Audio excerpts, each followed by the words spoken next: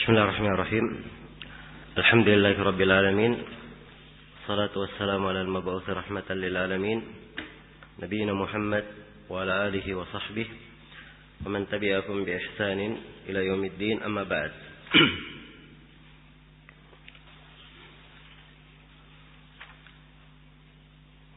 Ini majelis yang keempat dari daurah kita membahas kitab Nukhbatul Fikr fi Mustalahi Ahli al-Athar karya Al-Hafidz Ibnu Hajar Al-Asqalani rahimahullahu taala.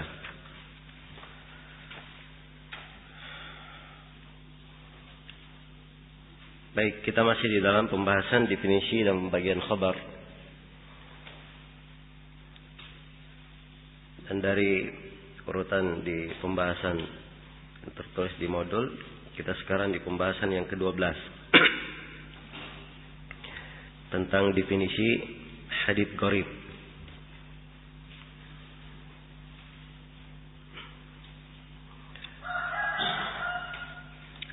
Iya.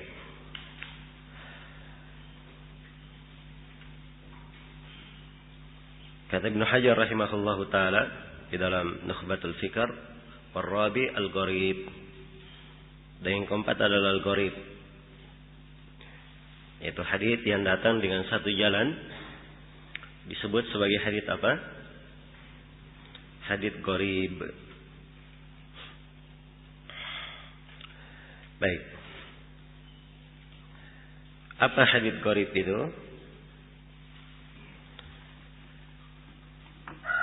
Nah, kita akan memberikan definisi tentang hadits gharib. Gharib secara bahasa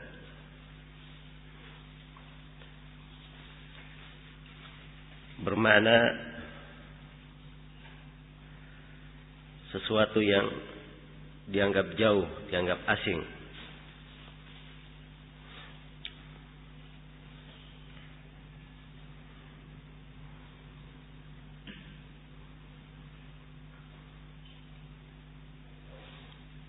Nah, dari kata al-qarabah. Kalau dikatakan agrib anni, itu artinya menjauhlah kamu dariku.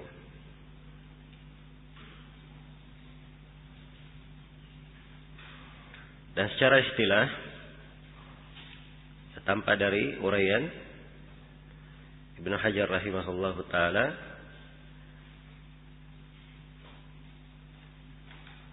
konsekuensi dari ucapan beliau adalah apa yang didefinisikan oleh para ulama, di antaranya Ibnu Salah.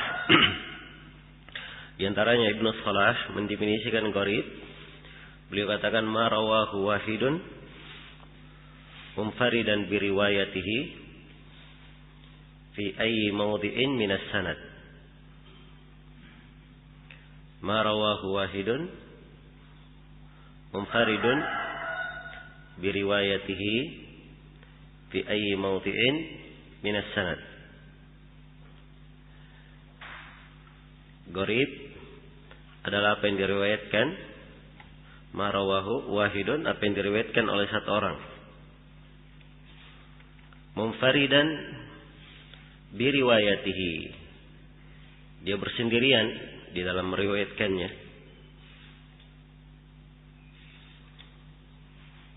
Ya. Fi ayyi mawdi'in minas sanad, di mana saja tempatnya dari sanad.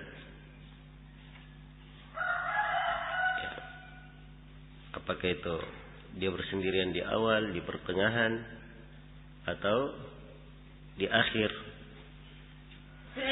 Semuanya disebut gharib karena dia bersendirian. Namun akan datang nanti penjelasan tentang bentuk hadits gharib atau pembagian hadits gharib. Baik. Hadits gharib ini nanti akan dijelaskan pula oleh Al-Hafidz Ibnu Hajar. Dia disebut juga sebagai hadits al-fard. Ya, dan kita akan terangkan ya perbedaannya dengan al-fard pada tempatnya. Ya, sebentar lagi akan kita lewati. Nah, jadi secara global hadits gharib adalah hadits yang bersendirian di dalam meriwayatkannya seorang rawi. Iya. Tidak ada yang bersyirikat di dalamnya. Apakah yang bersendirian itu satu orang saja? Seperti diberi contoh dengan hadits innamal amalu binniyat. Iya. Innamal amalu binniyat. Sebab ini hadits bersendirian dalam meriwayatkannya dari Nabi sallallahu alaihi wasallam Umar bin Khattab. Dan tidak ada yang meriwayatkan dari Umar kecuali Alqamah bin Waqqas. Dan tidak ada yang meriwayatkannya dari Alqamah kecuali Muhammad bin Ibrahim At-Taimi. Iya. Maka dia dianggap sebagai hadits apa? Sebagai hadits yang gharib. Baik. Bahkan At-Taimi tadi, Muhammad bin Ibrahim At-Taimi, tidak ada yang meriwayatkan dari Muhammad bin Ibrahim At-Taimi kecuali siapa? Yahya bin Sa'id Al-Ansari. Baik. Contoh lain dari hadits gharib diberi contoh oleh Al-Hakim di Ulumul Hadits, di Ma'rifat Ulumul Hadits. Kata beliau hadits Abdullah bin Zaid tentang sifat wudu Nabi sallallahu alaihi wasallam. Di mana di dalam sebagian riwayatnya disebutkan wa masaha ra'sahu bima'in ghairi fadli yadayhi. Ini hadits siapa? Hadits Abdullah bin Zaid. Ya, tentang sifat wudhu Nabi sallallahu alaihi wasallam. Ya, hadits Abdullah bin Zaid panjang ya, dan merinci riwayat wudhu Nabi. Tapi di sebagian riwayat Muslim ada kalimat wa masaha ra'sahu bima'in ghairi fadli yadayhi. Dan Rasulullah sallallahu alaihi wasallam mengusap kepalanya dengan air bukan lebih dari tangannya. Maksudnya air baru, bukan lebih dari tangannya. Al-Hakim berkata, "Hadhihi sunnatun gharibah. Tafarrada biha ahlu Misr, lam yusyarikhum fiha ahad." Kata Al-Hakim, ini adalah sunnah gharibah, sunnah yang gharib. Ya, maksudnya gharib apa? Dari satu periwayatan saja. Bukan gharib bermakna asing, aneh, tidak. Tafarrada biha ahlu Misr. Hanya penduduk Mesir yang meriwayatkan hadits ini. Iya. Lam yusyarikhum fiha ahad. Tidak ada penduduk negeri lain yang meriwayatkannya. Jadi ini hanya riwayatnya siapa? Penduduk Mesir. Baik. Jadi ini gharib dari sisi tidak ada yang meriwayatkannya kecuali penduduk apa? Penduduk Mesir saja. Iya, dan insyaallah taala akan datang lagi nanti pembagian hadits gharib. Nah, jadi itu definisi hadits gharib.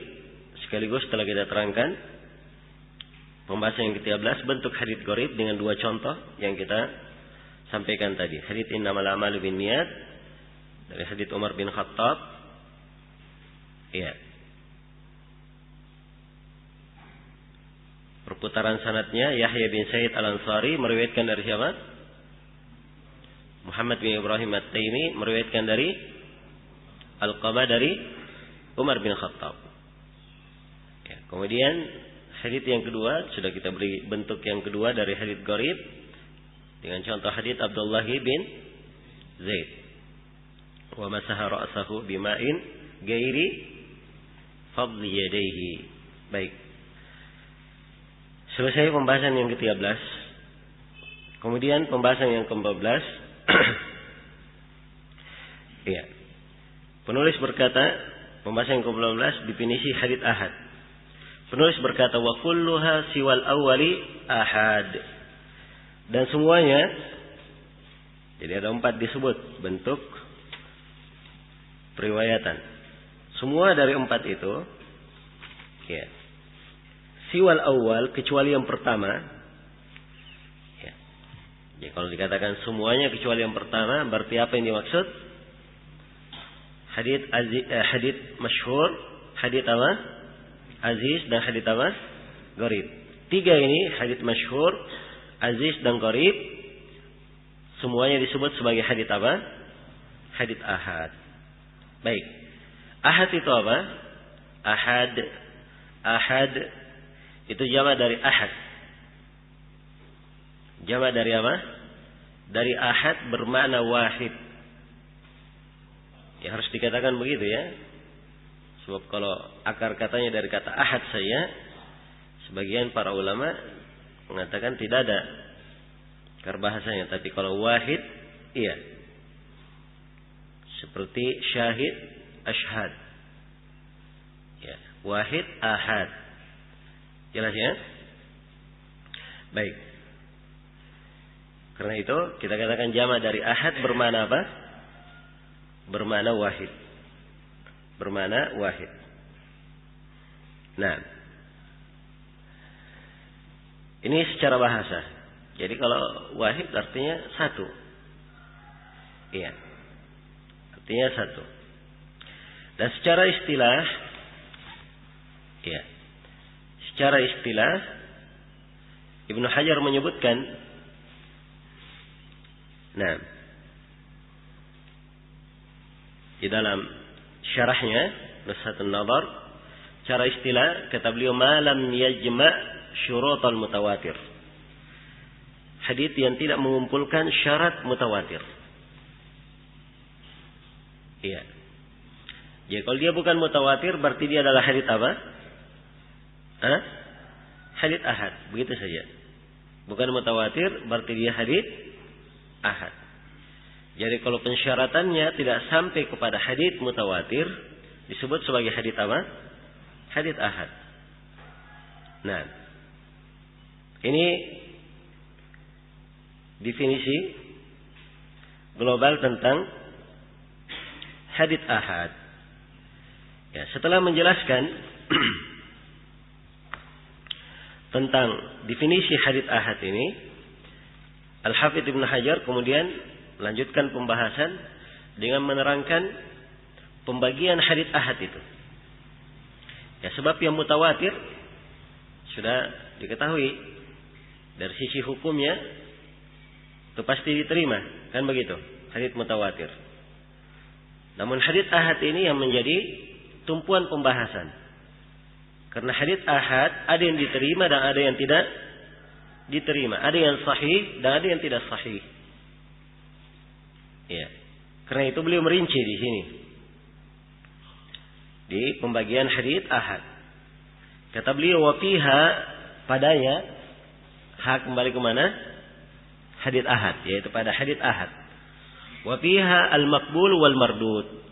Pada hadits-hadits ahad itu ada yang makbul, ada yang diterima. Ya, jadi kalau dia diterima, itu adalah hal yang diamalkan. Kandungannya dipakai. Wal mardud. Ya, dan hadits ahad itu ada juga yang mardud, ada yang ditolak. Ada yang tidak diterima. Iya, ada yang tidak diterima.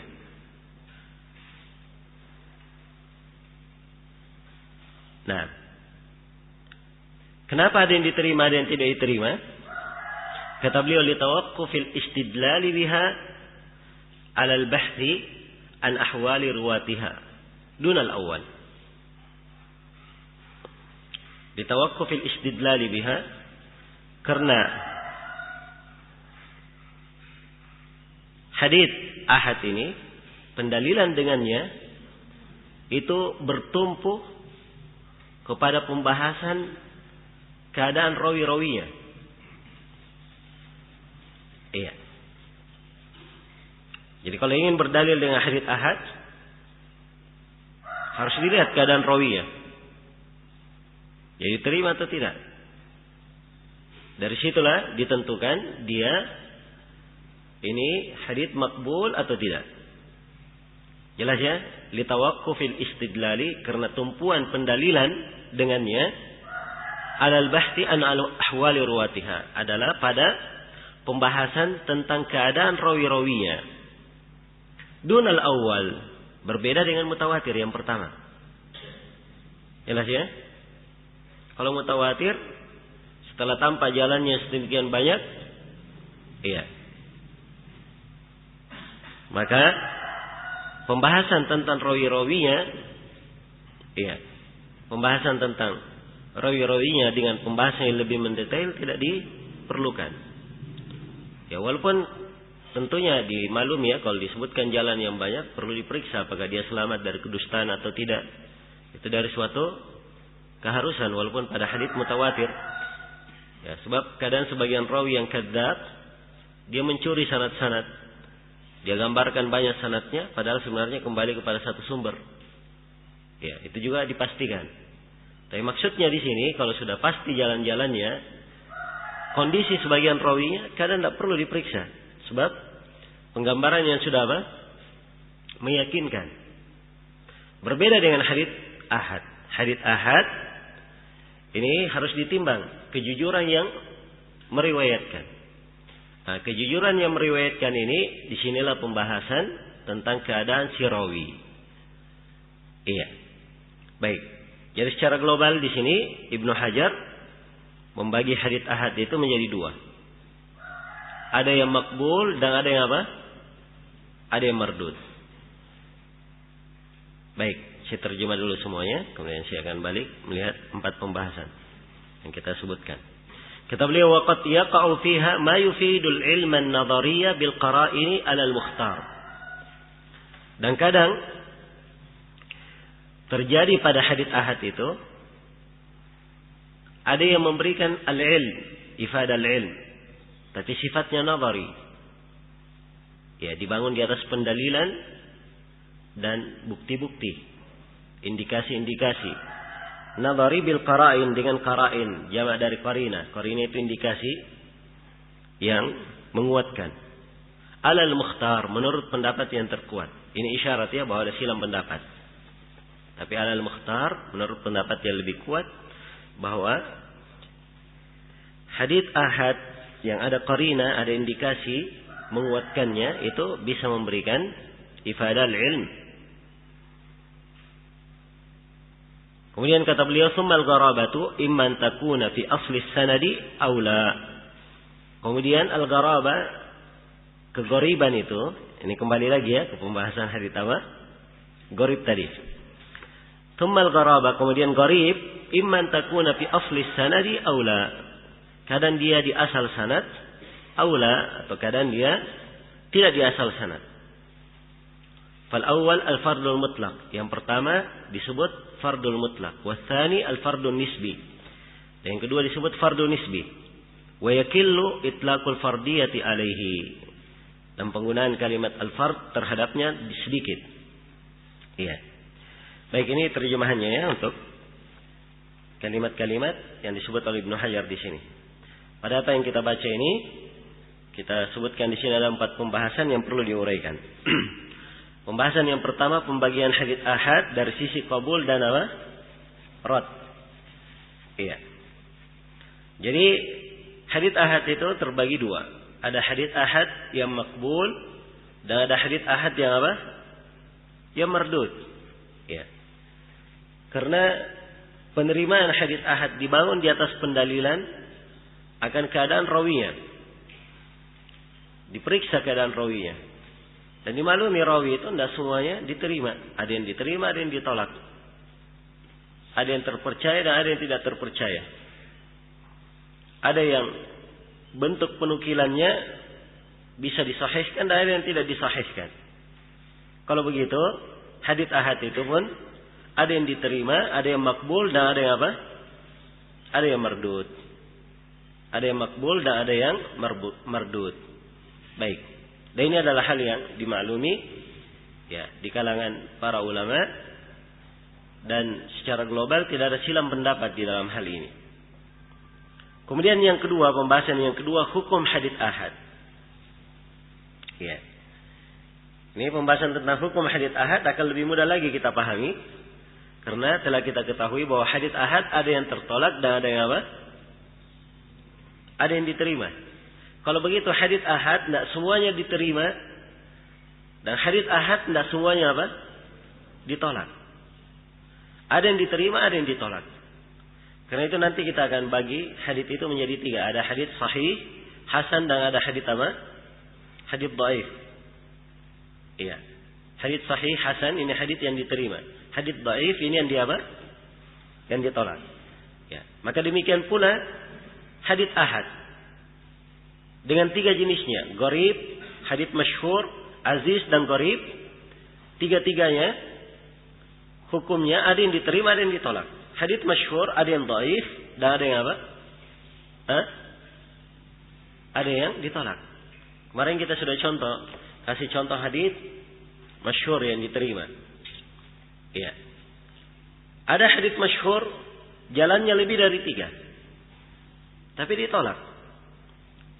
Ya, saya beri contoh misalnya hadits man hafidha min ummati 40 haditsan.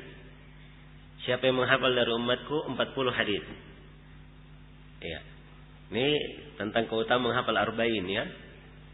Sehingga banyak menulis ada 40 Nawawiyah, 40 fil adab, 40 fit tib, macam-macam.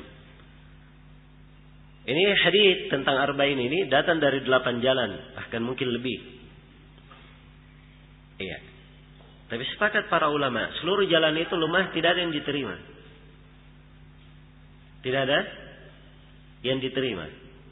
Dan seluruh jalan-jalan itu tidak bisa saling menguatkan. Karena kelemahannya bukan kelemahan yang ringan, kelemahan yang berat.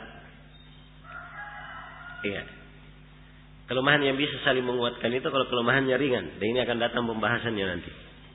Jelas ya? Kalau begitu, hadits masyhur tidak semuanya apa?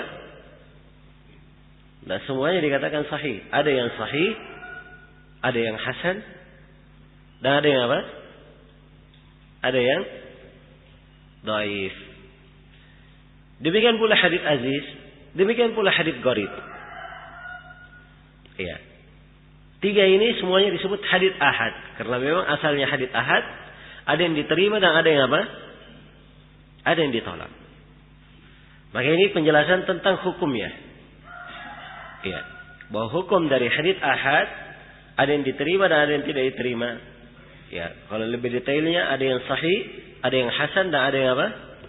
Ada yang dhaif. Baik, pembahasan yang ketiga, apakah hadits ahad memberikan ifadatul ilm? Ya. Ifadatul ilm itu ada 2 ya, ada ilm, ada adh-dhann.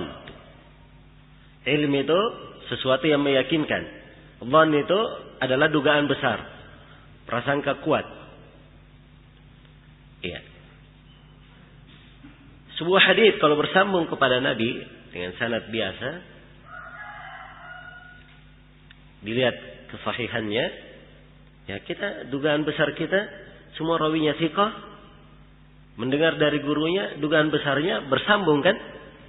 Hadis ini sahih. Ini disebut ifadatul dhann. Berbeda dengan mutawatir ya, mutawatir banyak jalannya, membuat orang memutuskan, ini meyakinkan. Sampai kepada siapa? Kepada Nabi sallallahu alaihi wasallam. Tapi apakah hadits ahad itu memberikan makna, bisa memberikan makna ifadatul ilm? Iya. Kata Al-Hafidz iya. Kata beliau wa qad yaqa'u fiha ma yufidul ilma an-nadhariyya bil qara'in 'ala al-mukhtar.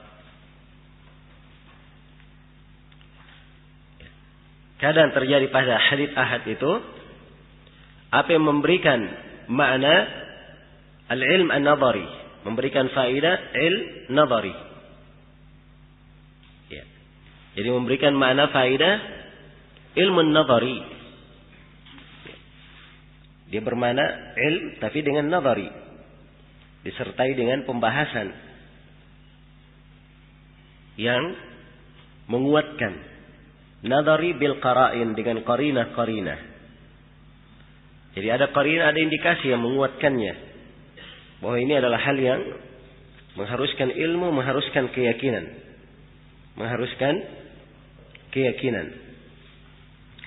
Baik, untuk pembahasan ini, iya, dia bahwa hadits ahad itu ada yang memberikan qarain, ya perlu saya terangkan di sini bahwa asal di dalam hadits ahad, ya, yang tidak ada qarinanya, dia memberikan ifadah apa? Ifadah adhan atau ifadatul ilm? Ya, memberikan ifadah adhan, dugaan besar saja. Sebab rawi namanya rawi, walaupun dia thiqah, ada kemungkinan dia benar hafalannya, ada kemungkinan dia salah atau tidak? Hah? Sekarang saya tanya Imam Ahmad, kalau dia menghafal hadis, ada kemungkinan salah atau tidak? Ada kemungkinan, namanya manusia, tidak ada yang dikatakan hafalannya semuanya apa? Benar. Ya. Jelas ya? Jadi ada kemungkinan, kalau kemungkinan keliru ada. Kalau begitu, ya. Ini pun menjadi alasan kenapa dia bermana ifadatul dhann. Tetapi kadang ada qarina-qarina, indikasi-indikasi, penguat-penguat yang membuat seseorang itu yakin bahwa hadits ini, iya, syah dari Nabi sallallahu alaihi wasallam, memberikan ifadatul ilm. Jelasnya, Ibnu Hajar rahimahullahu taala di syarahnya menyebutkan 3 keadaan. Di antara qarina, indikasi yang menguatkan, menyebabkan hadits itu memberikan ifadatul ilm. Yang pertama, ya, kalau hadits itu adalah hadits yang masyhur.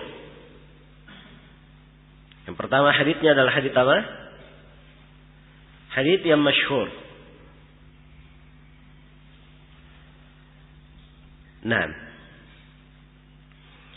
dia mempunyai jalan-jalan yang berbeda-beda, dan seluruh jalan itu selamat dari cacat dan kelemahan. Iya. Kalau misalnya satu jalan saja, wah ini haditsnya sahih, kan kita bilang begitu. Ya. Datang lagi jalan yang kedua sahih juga. Datang lagi jalan yang ketiga sahih juga. 3 jalan ini sahih, memberikan mana ilmu atau tidak? Mana keyakinan atau tidak? Ya, ini qarina indikasi kuat, meyakinkan. Ya, 3 jalan ini sudah apa? Sudah cukup menunjukkan bahwa si rawi ini semuanya sudah benar hafalannya, tidak keliru. Bisa dipastikan dia tidak keliru. Jelas ya? Baik, ini keadaan yang pertama.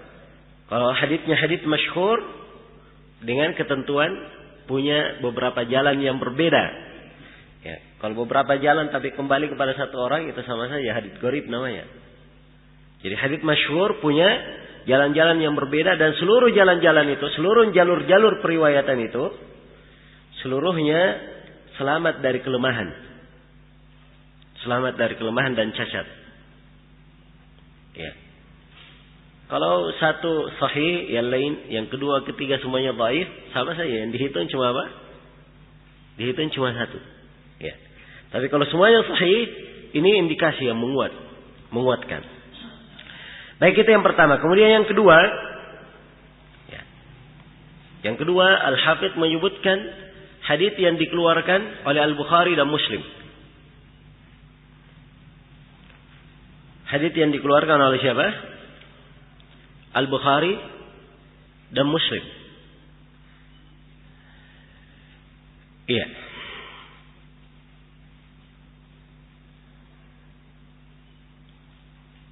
Di dalam sahihnya.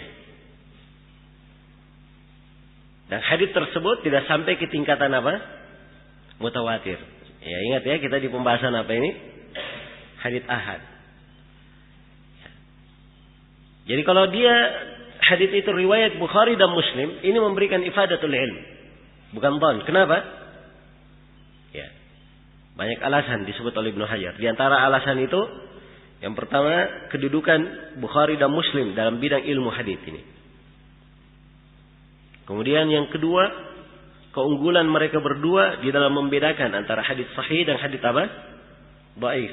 Sebab keduanya Al-Bukhari dan Muslim pakar cacat-cacat hadits. Mereka pandai membedakan antara hadits yang kuat dan tidak kuat, yang sahih dan tidak sahih. Kemudian yang ketiga, dan ini yang paling indikasi yang paling kuatnya, yang mengharuskan kita menerima apa yang diriwayatkan oleh Bukhari dan Muslim, adalah ulama telah menerima buku Al-Bukhari dan Muslim dengan penerimaan. Jadi buku Bukhari dan Muslim ini adalah dua kitab yang telah dianggap sahih oleh para ulama dari masa Al-Bukhari hingga hari ini. Jadi penerimaan para ulama dari masa ke masa ini adalah hal yang menguatkan bahwa hadits-hadits yang ada di dalam riwayat Bukhari dan Muslim itu memberikan ifadah apa? Ifadatul ilm. Ya, jelas ya, ini pembicaraan global. Ya, bukan pada hadits yang ada kritikan di kalangan para ulama yang selevel dengan Bukhari dan Muslim, karena memang ada di dalam riwayat Bukhari dan Muslim segelintir hadits dikritik terhadap Bukhari dan Muslim, tapi yang mengkritiknya adalah ulama yang selevel dengan siapa? Bukhari dan Muslim. Dan ini ada pembahasan-pembahasannya. Ya, kita tidak menguraikan di kesempatan ini, mungkin di waktu yang lain. Ya, sebab itu pembahasan bukan lagi pembahasan untuk dasar. Baik, tapi secara global asalnya semua hadits Bukhari dan Muslim adalah apa? Sahih. Ya, kalau ada yang baca Bukhari dan Muslim ada hadits, asalnya diamalkan semuanya. Ya, kecuali kalau tampak ada imam lain yang mengkritik Bukhari dan Muslim. Kalau ada yang mengkritik, ya di sini berarti ada dua orang yang harus didudukkan. Yang mana yang benar antara dua orang, yang mengkritik atau yang dikritik yang benar, kan begitu? Ya, tidak selamanya orang yang mengkritik itu benar. Baik. Karena itu Ad-Daraqutni mengkritik Bukhari dan Muslim pada sekitar hampir 200 hadits. Kritikan Ad-Daraqutni ada yang diterima, ada yang tidak diterima. Jelas ya?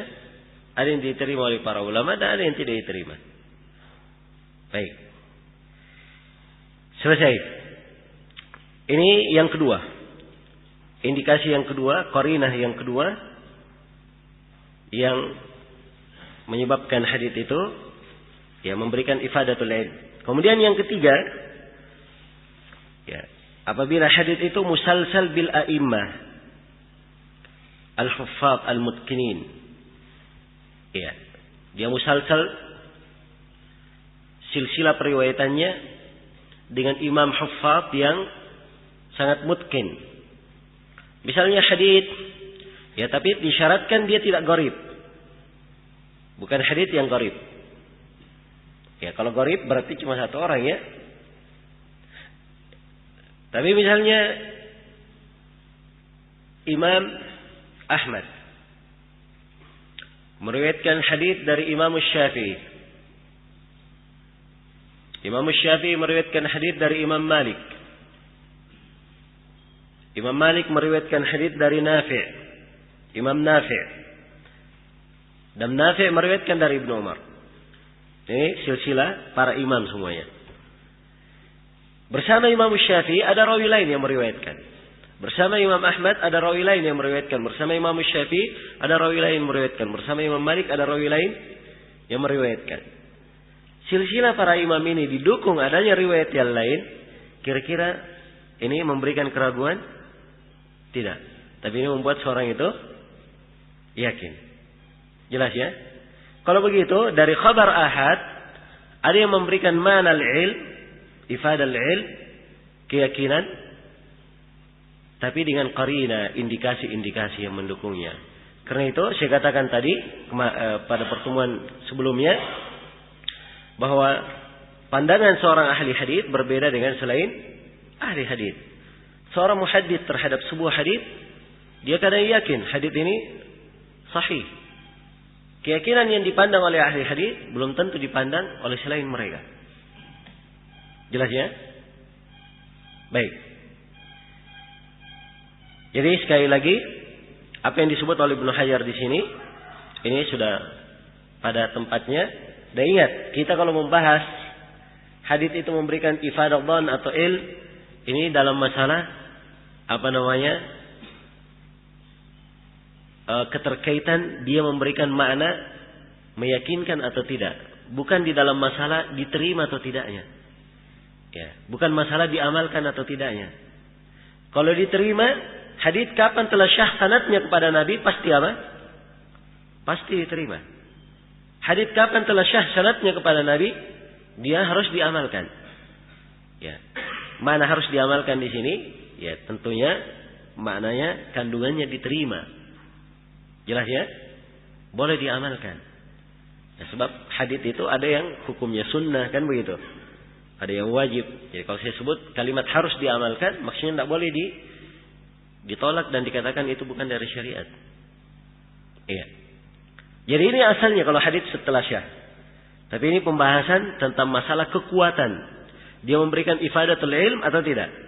Dan ini ada manfaatnya nanti ditarjih. Kalau ada pertentangan antara dalil. Jelas ya?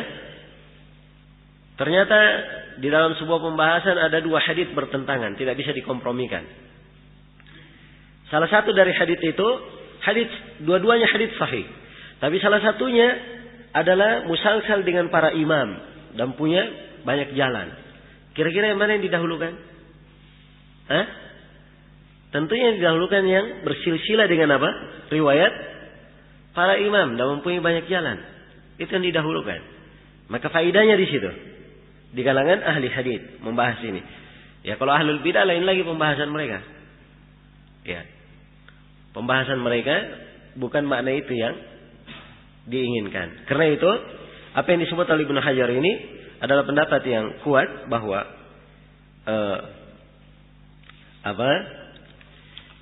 khabar ahad apabila ada indikasi kepada di dalamnya itu memberikan ifadal ilm. Ini yang dikuatkan oleh Ibnu Hajar di sini, dan ini pula yang dikuatkan oleh Ibnu Qayyim rahimahullahu taala, dan beliau panjang lebar yang mentakrir pembahasan ini di dalam kitabnya As-Sawa'iq Al-Mursalah. Nah, baik. Selesai pembahasan yang ketiga. Pembahasan yang keempat, pembagian gharib. Iya. Kata penulis rahimahullahu taala, "Tsummal gharabatu." Kemudian gharib itu. Ya, jadi gharabah itu sama saja ya. Gharib itu isim fa'il kalau bahasa Arabnya. Ya, asal katanya dari masdarnya gharabah. Nah, tsummal gharabah. Kemudian hadits gharib atau keghariban pada hadits imman takuna fi asli sanad. Kadang terjadi pada asal sanad. Pada asal sanad. Ya, asal sanad ini banyak bahasanya ya di kalangan ahli hadits. Dikatakan aslus sanad, dikatakan makhrajul hadits, ya dikatakan juga madarus sanad, perputaran sanad. Jelas ya? Itu bahasa-bahasa digunakan. Jadi mungkin dia di asal sanad aula atau tidak. Jadi ada kemungkinan, mungkin di asal, mungkin tidak. Yang pertama, fal awal, kalau dia gharabanya di asal sanad, maka ini disebut al-fardul mutlaq. Disebut apa? Al-fardu al-mutlaq. Jelas sampai sini? Wasani al-fardun nisbi. Dan yang kedua disebut sebagai al-fard an-nisbi. Iya. Baik.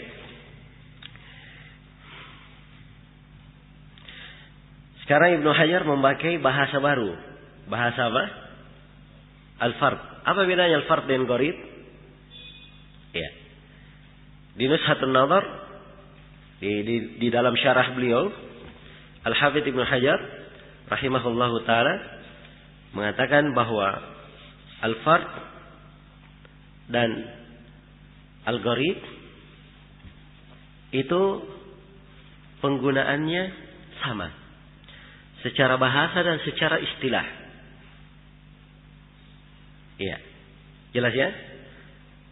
Jadi penggunaan fard itu sama menurut Ibnu Hajar secara bahasa dan secara apa? Istilah.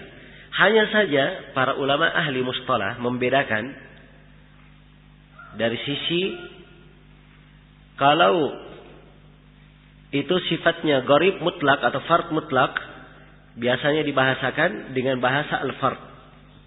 Dan untuk yang nisbi dibahasakan dengan bahasa apa? Al-gharib. Ya, jadi gharib terbagi dua. Bisa dikatakan gharib mutlak, bisa dikatakan gharib apa? Nisbi. Gharib itu bisa diganti dengan bahasa lain. Bahasa apa? Al-fard. Bisa fard dikatakan terbagi dua. Ada fard mutlak, ada fard apa? Ada fard nisbi. Asalnya begitu. Tapi dalam penggunaan, biasanya kalau yang mutlak, biasanya dipakai kata apa? Fard atau gharib? Dipakai kata fard. Kalau yang nisbi, biasanya dipakai kata apa? Dipakai kata gharib. Karena itu kata Al-Hafidz di akhir, wa yakillul itlaqul fardiyati alaihi. Yang terakhir ini fard nisbi, itu sedikit digunakan kata fard padanya. Karena untuk yang nisbi biasanya dipakai kata apa? Gharib nisbi. Al-gharib an-nisbi. Dipahami sampai sini? Ya, ini harus kita pahami perbedaan antara al-gharib dan apa? Antara al-gharib dan apa? Al-fard. Jadi al-fard dan al-gharib sama. Dari sisi bahasa dan sisi istilah. Iya. Fard artinya yang bersendirian. Gharib artinya dia yang jauh, dia cuma sendiri, tidak ada yang lain di situ. Kan sama saja artinya ya, cara bahasa. Ya. Gharib dia riwayat satu orang saja. Sama fard juga riwayat satu orang saja. Riwayat satu orang saja. Kalau begitu dari sisi bahasa dan istilah dia sama. Hanya di dalam bentuk penggunaannya. Kalau untuk yang mutlak itu digunakan bahasa apa? Al-fard. Untuk yang nisbi digunakan bahasa apa? Al-gharib. Ini penggunaan kebanyakannya. Ya, kalau mau digunakan fardun nisbi, fardul mutlak boleh saja. Gharib nisbi, gharib mutlak boleh saja. Jelas ya? Baik. Jadi sekarang al-fard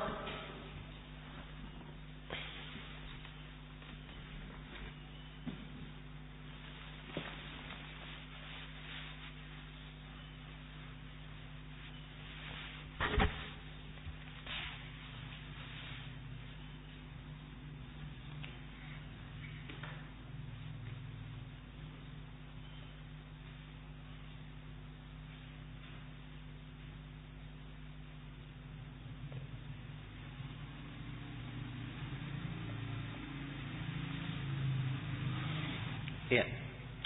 Jadi sekarang al-gharib dan al-fard terbagi dua. Ada yang mutlak dan ada yang apa? Ada yang nisbi. Apa itu mutlak? Ibnu Hajar mengatakan kalau gharabanya, kegharibannya pada asal sanad. Iya. Asal sanad itu perputaran sanadnya. Dan semuanya kembali ke situ. Ya. Tentunya namanya asal sanad. Ujungnya adalah apa? Ujungnya adalah sahabat. Ya. Jadi saya beri contoh misalnya.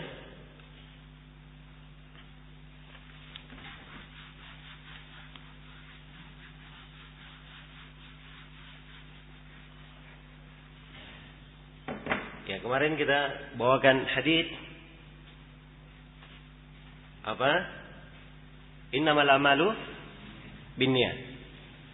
Ya. Al-Bukhari meriwayatkan dari Al-Humaydi. Al-Humaydi dari siapa? Sufyan Ibnu Uyainah. Sufyan dari Yahya bin Sa'id.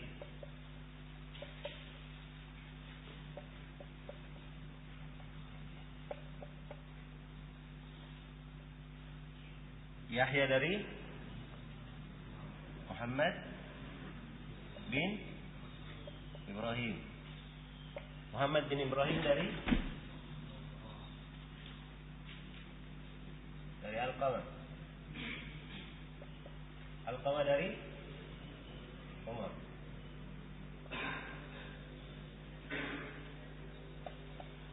Umar dari Nabi sallallahu alaihi wasallam.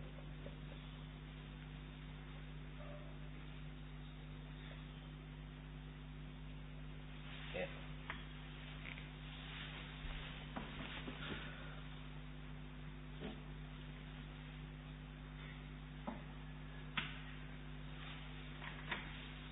Baik. Jadi perhatikan ya, hadis innamal a'malu binniyat. Al-Bukhari meriwayatkan dari siapa? Al-Humaidi, Abdullah bin Zubair. Al-Humaidi meriwayatkan dari siapa? Sufyan ibn Uyainah. Sufyan meriwayatkan dari Yahya bin Sa'id Al-Ansari. Yahya dari Muhammad bin Ibrahim At-Taimi. Muhammad bin Ibrahim meriwayatkan dari Alqamah ibn Waqqas. Alqamah dari dari Umar bin Khattab. Jelas ya? Ya, baik.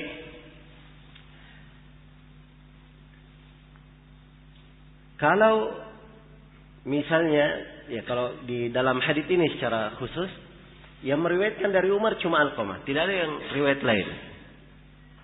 Ya, dari Alqamah Muhammad bin Ibrahim, dari Muhammad bin Ibrahim Yahya bin Sa'id. Sampai sini yang meriwayatkan dari Yahya bin Sa'id ini jumlahnya banyak. Ya, puluhan, bahkan sebagian ada yang mengatakan ratusan. Ratusan jumlahnya. Jadi banyaknya rawi yang meriwayatkan di sini, ya dari Yahya bin Sa'id banyak sekali yang meriwayatkan, ya menunjukkan bahwa perputaran semua sanad itu kembali kemana? Kembali kepada Yahya bin Sa'id. Jelas ya? Iya. Jadi kalau misalnya,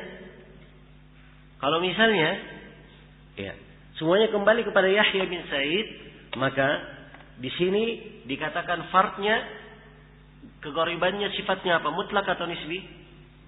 Ya ini mutlak, dia kembali kepada satu sanad. Cuman satu sanad saja riwayat hadits ini dari Nabi sallallahu alaihi wasallam. Berbeda dengan hadits lain. Kita beri contoh hadits yang lain. Diberi contoh oleh Ibnu Hajar di dalam An-Nukat. Ya, hadits Anas bin Malik.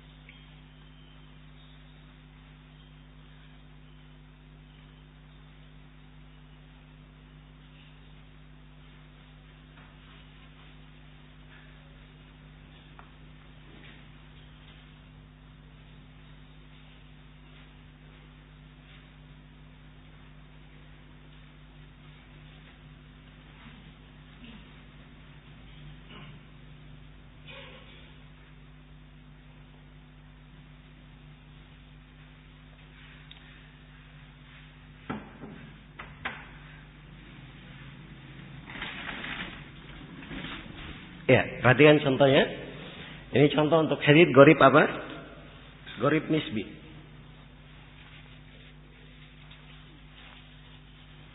Ya. Contoh hadits anna Nabi sallallahu alaihi wasallam dakhala Makkah wa ala ra'sihi al-mighfar. Nabi sallallahu alaihi wasallam masuk Makkah dan beliau memakai topi besi. Ya. Ini hadits banyak sahabat yang meriwayatkannya. Ibnu Hajar menguraikan jalur-jalur periwayatan hadits ini panjang lebar di An-Nukat ala Ibnu Salah. Ya. Ada dari Anas bin Malik, ada dari sahabat yang lain, banyak sahabat. Jelas ya? Jadi kalau dari sini dikatakan gharib atau tidak? Tidak gharib. Karena banyak sahabat yang apa? Meriwayatkan. Tapi dari Anas bin Malik juga punya beberapa riwayat. Banyak muridnya yang meriwayatkan. Tapi ada jalan dari Az-Zuhri, ya. Dan khusus Az-Zuhri ini tidak ada yang meriwayatkan dari Az-Zuhri kecuali siapa? Kecuali Malik. Jadi Malik meriwayatkan dari Az-Zuhri, dari Anas, hadits ini dianggap gharib sebab memang tidak ada yang bersyirikat bersama yang Malik dalam meriwayatkan hadits ini dari mana? Az-Zuhri. Tapi gharibnya dianggap gharib apa? Nisbi. Gharibnya dari sisi riwayatnya kepada Az-Zuhri saja, kepada Anas. Adapun asal haditsnya apa? Gharib atau tidak? Bukan gharib. Kalau begitu ini disebut gharib apa? Gharib nisbi. Jelas ya? Ya. Itu perbedaannya. Ya kalau gharib mutlak, dia cuma punya satu sanad saja, itu mutlak. Tapi kalau gharib nisbi, dah harus dia punya satu sanad. Mungkin dia punya banyak sanad, tapi salah satu dari sanad itu ada keghariban di tengahnya. Jelas ya? Baik. Ini pembagian gharib yang disebut oleh Ibnu Hajar rahimahullahu taala di sini. Ya.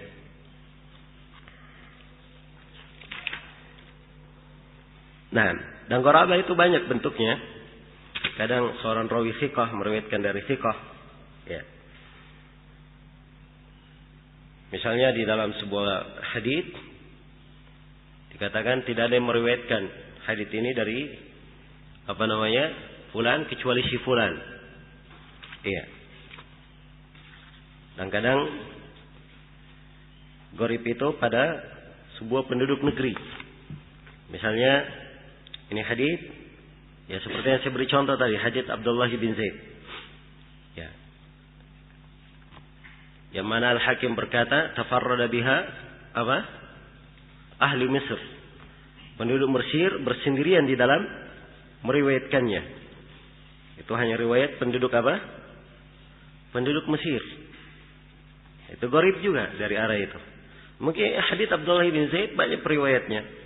Tapi khusus untuk kalimat itu hanya diriwayatkan oleh siapa?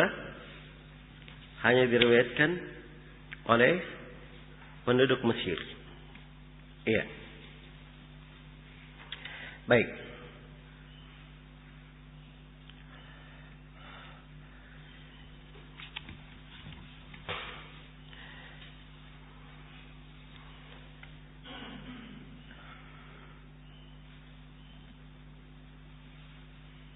Dan kadang gharib dia dari riwayat sebagian penduduk negeri dari penduduk negeri lainnya.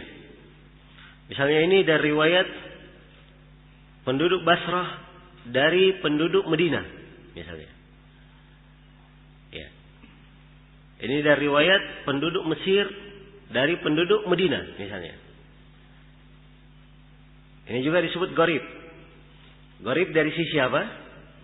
Nisbi atau mutlak yang seperti ini? Ya, itu nisbi ya. Sifatnya nisbi. Ya, asal haditsnya mungkin ya, hadits masyhur.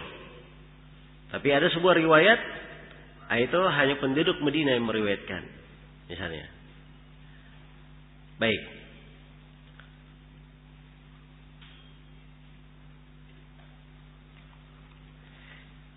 Jadi itu secara global ya pembagian hadits al-gharib. Iya. Dan hadits gharib sama dengan hadits yang lainnya, dia ada yang sahih, ada yang ditolak. Cuman kebanyakan penggunaan kata al-gharib itu adalah hal yang dipermasalahkan. Karena kata al-gharaba itu hal yang aneh sendiri. Ya. Karena itu sejumlah para a'immah ada ucapan yang mencela hadits-hadits gharib. Jelas ya, sebab yang diambil asalnya adalah hadits yang masyhur, dikenal oleh manusia. Tapi bukan artinya hadits yang gharib itu ditolak, tidak. Ya. Karena hadits innamal a'malu binniyat, hadits apa? Hadits gharib, dia adalah hadits yang pertama di Sahih Al-Bukhari. Tidak ada yang menolaknya. Dan hadits yang paling terakhir di Sahih Bukhari, hadits siapa? Hadits Abu Hurairah. Hadits Abu Hurairah. Ya juga gharib. Kalimatani khafifatani alal lisani thaqilatani fil mizani habibatani ila rahman. Itu hadits yang terakhir. Jadi beliau buka dengan hadits gharib, beliau tutup juga dengan hadits apa? Hadits gharib. Dan tidak ada ulama yang mengingkarinya. Iya. Jelas ya? Baik.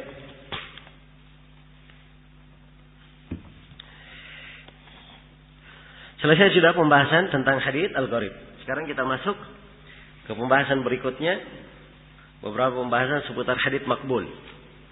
Ya. Ibnu Hajar setelah menguraikan bahwa hadits ahad itu ada yang makbul, ada yang mardud. Sekarang beliau mulai menguraikan hadits yang makbul itu apa? Ada pembagiannya. Hadits yang mardud itu apa? Ada pembagiannya. Iya. Jelas ya? Kata beliau rahimahullah, wa khabarul ahad binaqli adlin tammid dhabti muttasil as-sanadi ghairu mu'allalin wala shaddin wa sahih li dhati. Iya. Kata beliau, dan khabar ahad yang dinukil, khabar al-ahad, khabar ahad binaqli adilin yang dinukil oleh seorang rawi yang adil, tamid dhabti, yang sempurna dhabatnya, muttasil as-sanadi, bersambung sanadnya, ghairu mu'allalin wala shaddin, bersambung sanadnya, tidak ada illahnya dan tidak pula syad, huwa sahihu lidatihi. Itulah yang disebut dengan nama sahih apa? Lidatihi. Iya, sekarang beliau mulai masuk menguraikan hadits makbul, ada yang terbagi menjadi hadits apa? Hadits sahih. Iya.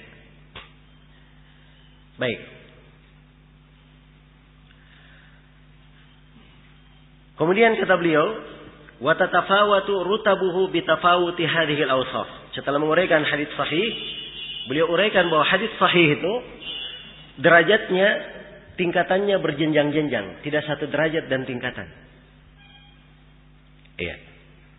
Kata beliau, dan rutbahnya, tingkatannya berbeda-beda sesuai dengan perbedaan sifat-sifat itu.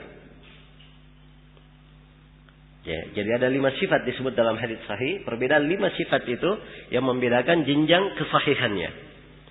Wa min thamma qaddima sahihul Bukhari thumma Muslimin thumma syurutuhuma. Dibangun di atas hal ini, wa min thamma, dibangun di atas hal itu, didahulukan Sahih Al-Bukhari. Kemudian Sahih Muslim, setelah itu syarat Bukhari dan Muslim yang didahulukan. Fa in khaffa ad-dhabtu fal hasanu lidatihi. Kalau dhabatnya kurang, kalau hadits sahih tadi dhabatnya sempurna. Kalau kapan dhabatnya kurang, fal hasanu lidatihi. Dia disebut sebagai hasan apa? Lidatihi. Iya.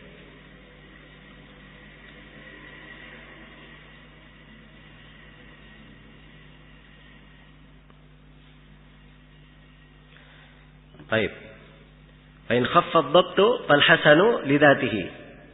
Apabila dhabatnya kurang atau ringan, maka dia disebut hasan apa? Lidatihi. Wa bi kasrati turuqihi yusahhah. Dan jalannya yang banyak, kalau misalnya hadits hasan lidatihi banyak jalannya, ada beberapa jalur. Misalnya jalur pertama hasan lidatihi, jalur kedua hasan lidatihi, jalur ketiga hasan lidatihi. Maka 3 jalur ini bisa disahihkan. Naik derajatnya dari hasan menjadi apa? Sahih. Tapi bukan sahih lidatihi. Sahih apa? Li ghairihi namanya. Fa in jumi'a, kalau dikumpulkan antara keduanya, maksudnya kata sahih dan hasan kalau dikumpulkan. Apa artinya? Misalnya dalam sebuah hadits tertulis hasanun sahih, Seorang imam berkata ini hadits hasanun sahih. Apa artinya? Ibnu Hajar menafsirkan, falit taraddudi fin nakil haitsu tafarrud.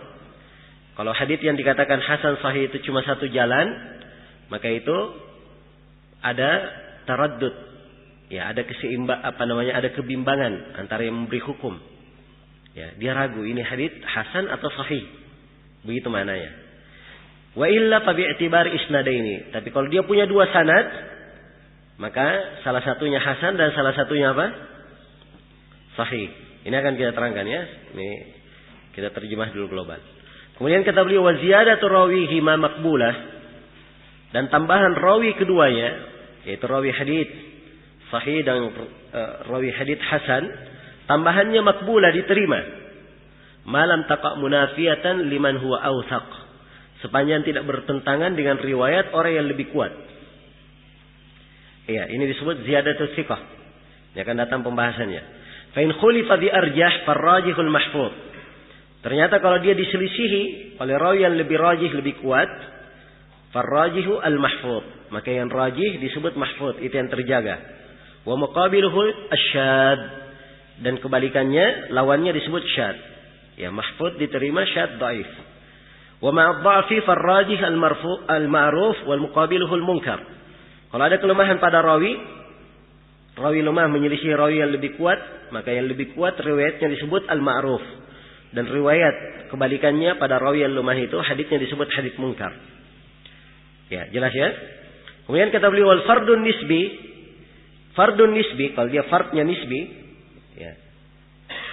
In wafaqahu ghairuhu fa huwal mutabi. Kalau ada yang lain yang menyetujuinya, meriwayatkan sama, maka orang yang meriwayatkan sama itu disebut mutabi, pengikut untuknya. Wa in wujida matnun yushbihuhu fa huwa syahid. Kalau ternyata matan riwayat hadits gharib nisbi itu ada yang semisal dengannya di riwayat lain, maka riwayat lain itu disebut syahid. Wa tatabbu turuq lidzalika huwa al-i'tibar. Ya, jalan untuk mencari syahid dan mutabi itu disebut i'tibar. Jelas ya? Ini terjemahan global ya. Ya, dari ucapan Ibnu Hajar itu tadi kita akan menguraikan 23 pembahasan. Ada 23 pembahasan yang akan kita uraikan. Pembahasan yang pertama, pembagian hadits ahad menjadi hadits sahih, hasan dan dhaif. Ini pembagian dari arah lain. Iya. Jadi saya sudah sebutkan ya, Ibnu Hajar membagi hadits dari banyak arah.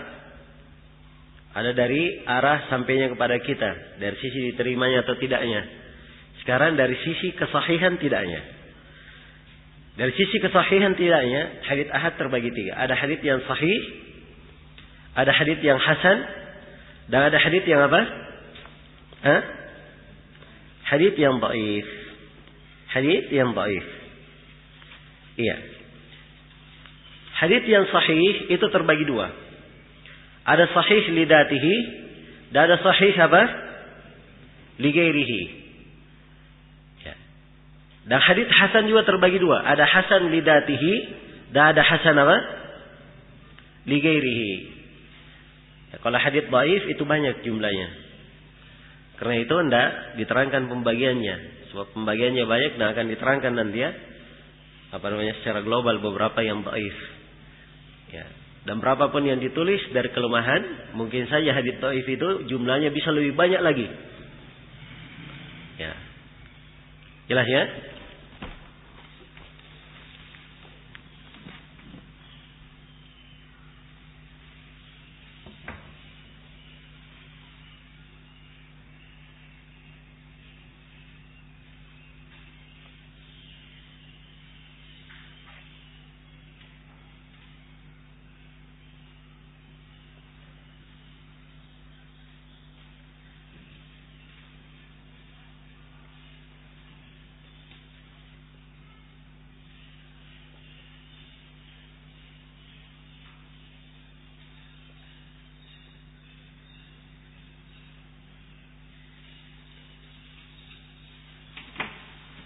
Baik. Jadi itu penggambaran secara globalnya. Hadits terbagi menjadi 3. Ada hadits sahih, ada hadits hasan, dan ada hadits apa? Dhaif. Hadits sahih terbagi menjadi dua. Ada sahih li dzatihi, ada sahih li ghairihi. Hasan pun demikian. Ada hasan li dzatihi dan ada hasan apa? Li ghairihi. Iya. Jadi ini global pembagiannya. Ya. Masalah pembagian hadits menjadi tiga. Pembagian hadits menjadi tiga. Ini adalah istilah yang terkenal di kalangan ulama belakangan. Iya. Sebab dahulu hanya dikenal dua saja. Hanya dikenal sahih dan dikenal apa? Dhaif. Yang hasan itu masuk di dalam apa? Di dalam sahih yang dulu. Ya, karena itu kalau antum baca judul Sahih Al-Bukhari, judul aslinya Al-Jami'us Sahih, ya, li sunani Rasulillah sallallahu alaihi wasallam wa ayyami. Al-Jami' As-Sahih. Sebut Al-Jami' As-Sahih. As-Sahih saja, tidak disebutkan hasan.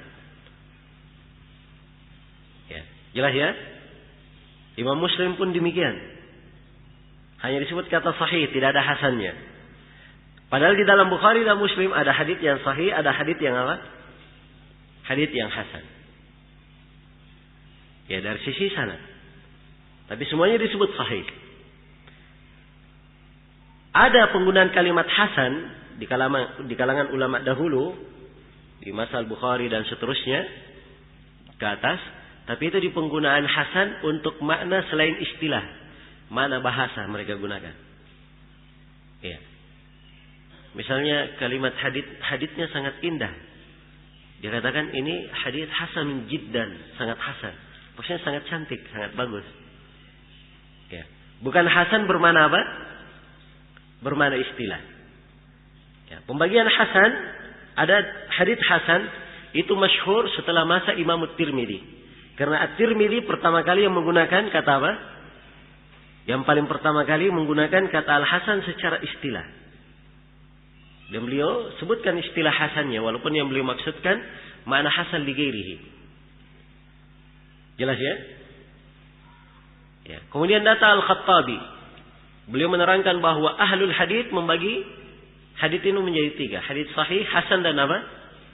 Dhaif. Iya. Dan inilah yang dipegang oleh kebanyakan ahli hadits setelahnya. Dibedakan antara hadits yang sahih, hasan dan hadits yang apa? Hadits yang dhaif. Al-Iraqi rahimahullahu taala dalam Alfiyahnya beliau berkata, "Wa ahlu hadha asy-sya'ni qassamu as-sunan ila sahihin wa dhaifin wa hasan." Ahlu hadha asy-sya'n, ya, ahli hadits, perkara hadits, mereka membagi hadits-hadits itu menjadi tiga. Hadits sahih, hasan dan hadits dhaif. Jelas ya? Baik. Ini tentang pembagian. Ya. Jadi antum kalau misalnya nanti baca Sahih Bukhari, Sahih Muslim, Sahih Ibnu Khuzaimah, Sahih Ibnu Hibban, ternyata ada hadits hasan juga di dalamnya, jangan heran. Sebab itu penggunaan apa? Penggunaan terdahulu. Jelas ya? Baik. Dan sampai hari ini juga para ulama kita seperti itu. Syekh Al-Albani ya menyebut bukunya Sahih Sunan Abi Daud. Ya, padahal di dalamnya juga ada yang dihasankan oleh beliau. Ya. Jelas ya? Syekh Muqbil menulis buku As-Sahihul Musnad mimma laysa fi sahihain. Banyak hadits hasan di dalamnya. Karena ini penggunaan sahih mencakup di dalamnya apa? Hasan pula. Hadits hasan juga. Baik. Jadi sekarang Ibnu Hajar membagi hadits menjadi tiga. Nah, pembagian tiga ini yang akan didetailkan. Dan sebenarnya ini inti ilmu mustalah. Ya, sebab kita mempelajari mustalah untuk apa? Untuk membedakan mana hadits yang sahih, yang hasan, dan mana yang apa? Dhaif. Hadits sahih dan hasan ini yang diamalkan, hadits dhaif yang apa? Ditolak. Bagaimana cara mengetahui ini hadits dhaif? Bagaimana cara mengetahui ini hadits sahih, ini hadits hasan? Nah, inilah aturan-aturannya akan diterangkan oleh beliau. Jelas ya? Sekarang beliau memulai menjelaskan definisi hadits sahih. Ya. Nah, ini pembahasan kita yang kedua. Definisi hadits sahih. Jelas ya? Kata Ibnu Hajar rahimahullah, wa khabarul ahad Beliau berikan definisi. Khabarul ahad binaqli adlin tamid dhabti muttasil as-sanadi ghairu muallalin wala shaddin huwa as-sahih li dzatihi. Khabarul ahad dengan penukilan rawi yang adil. Ya. Dengan penukilan rawi yang adil. Dinukil oleh rawi yang adil, muttasil as-sanad, tamid dhabti, yang sempurna dhabatnya.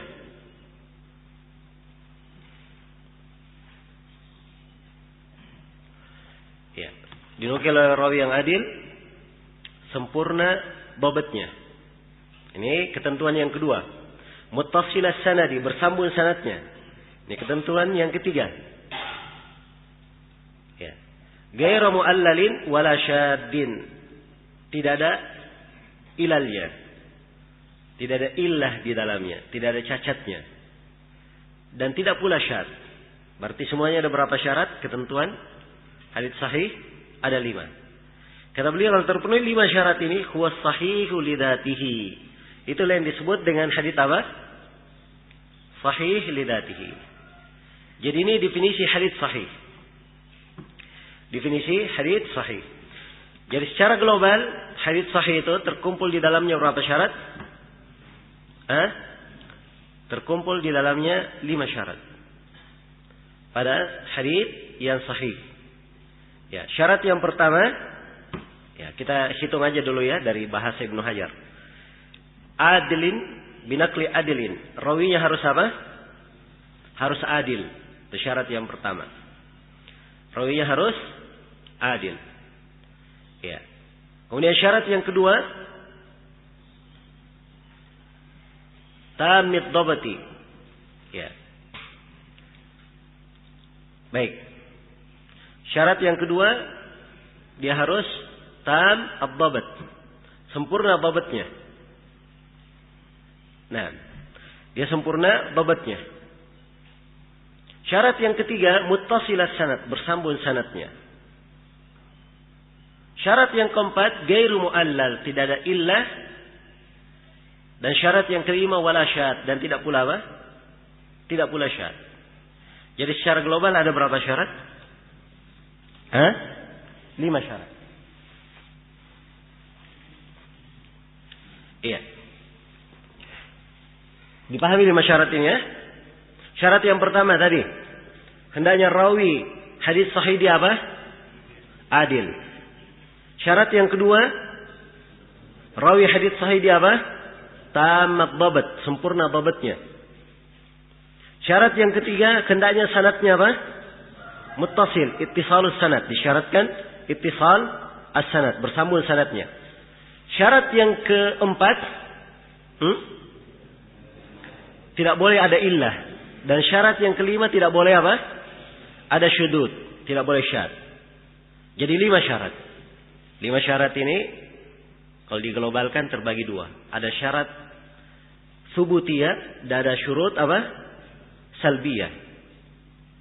Ya. Subutiyah itu syarat yang harus ada pada sanad. Salbiyah adalah syarat yang harus bermakna dia harus dihilangkan dari sanad. Jelas ya? Jadi sebuah hadits sahih harus terkumpul padanya 3 hal. Yang pertama, bersambung sanadnya. Yang kedua, seluruh rawinya adil. Yang ketiga, seluruh rawinya apa? Dhabit. Selain daripada itu, hadits yang sahih harus dibuang darinya 2 hal. Tidak boleh ada illah di dalamnya. Kalau ada illah, jadi sahih atau tidak? Tidak menjadi sahih. Jadi lemah. Dan tidak boleh pula apa? Syad. Itu mana subutiyah dan apa? Salbiyah. Ya, itu pembagian lain ya. Tapi globalnya seperti yang kita terangkan tadi. Berapa syarat semuanya? 5 syarat. Ada 5 syarat. Sekarang 5 syarat ini kita akan rinci satu persatu. Ya. Supaya kita tahu bagaimana cara menghukumi hadits yang sahih. Baik. Kita buka dari bahasa Al-Hafidz Ibnu Hajar saja. Supaya lebih mudah. Ya, walaupun dari 5 syarat ini kita mau mulai terangkan syad dulu boleh, mau terangkan illah dulu boleh, mau terangkan yang mana saja, yang penting 5-5-nya diterangkan, kan begitu. Tapi kita buka dari bahasa Ibnu Hajar. Syarat yang pertama dinukil oleh rawi yang apa? Rawi yang adil. Iya. Dinukil oleh rawi yang adil. Nah, ini kita sudah di pembahasan yang keberapa ini? Pembahasan yang keempat ya, syarat-syarat hadis sahih.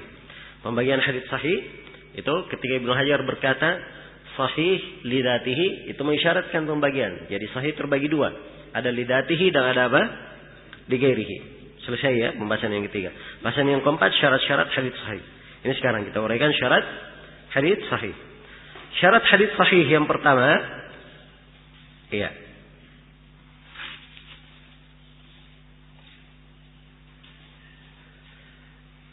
Baik.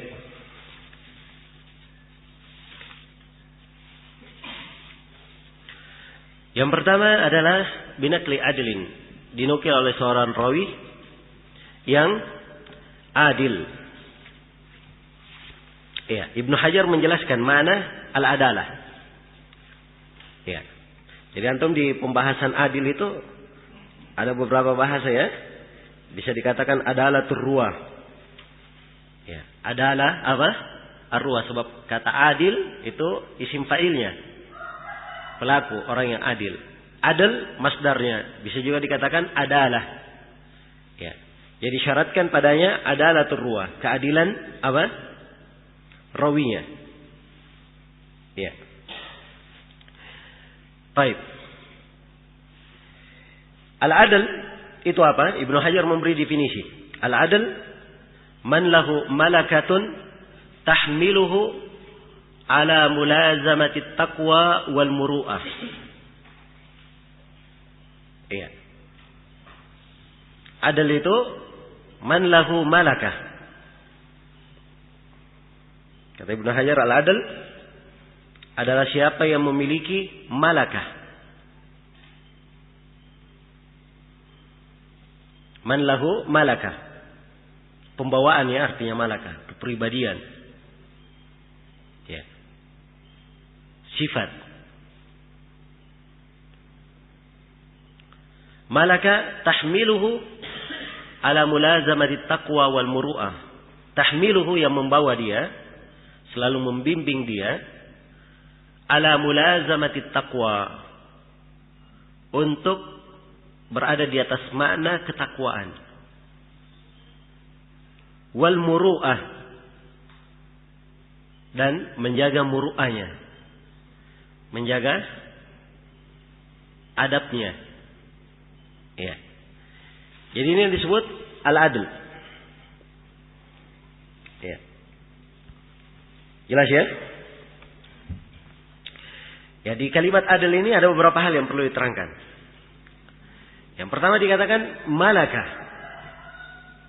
Malakah itu seperti saya sebutkan tadi, dia adalah sifat apa yang tertanam dalam jiwa, pembawaan diri, itu malakah.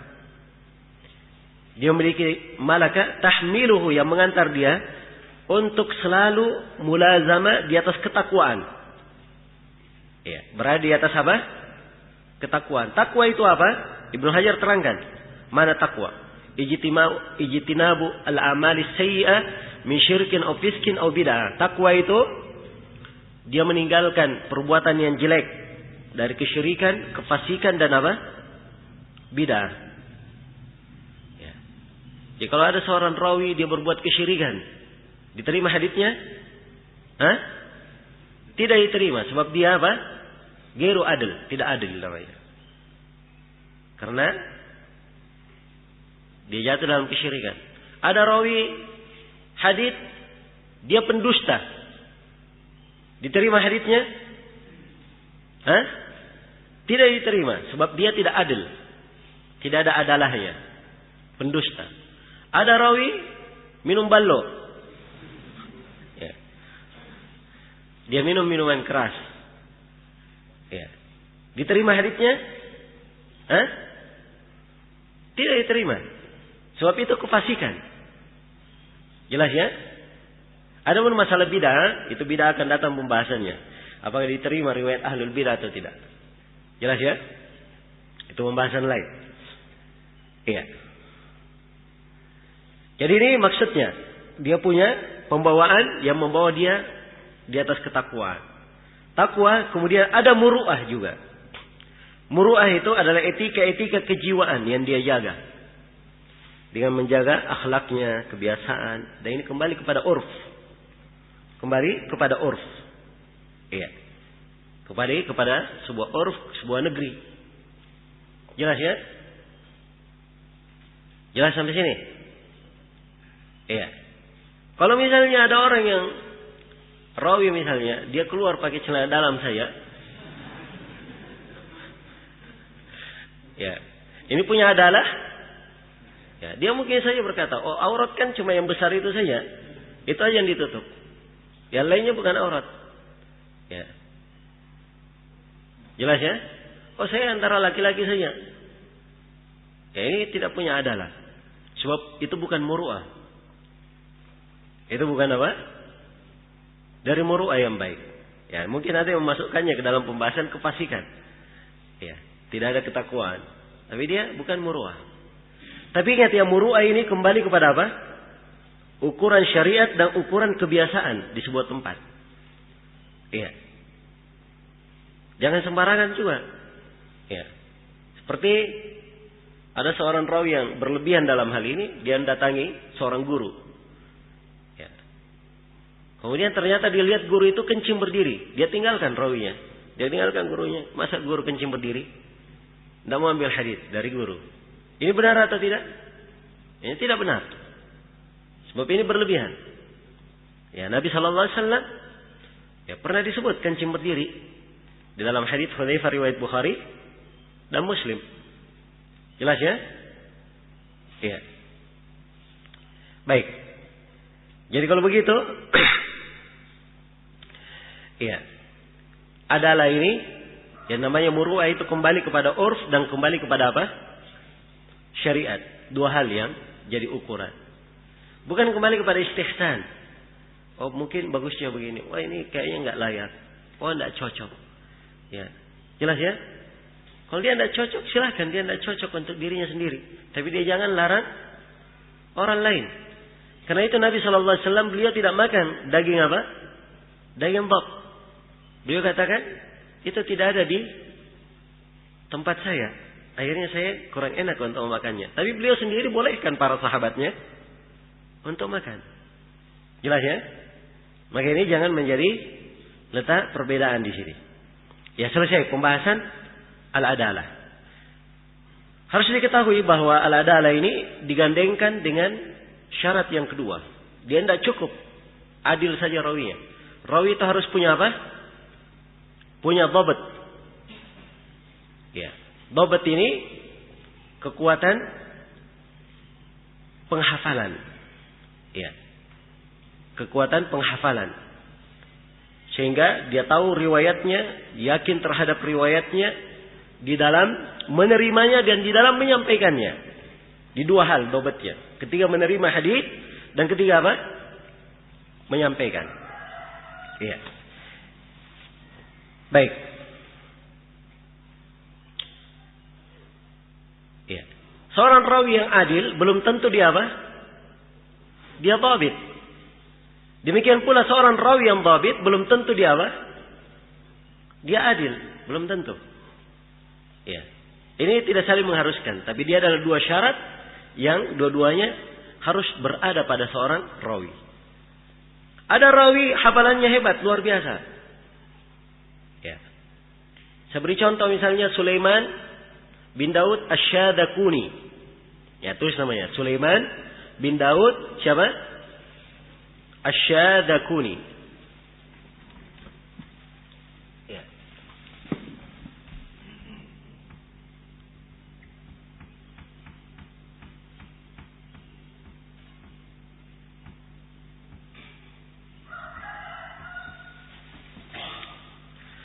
Sulaiman bin Daud Asy-Syadakuni.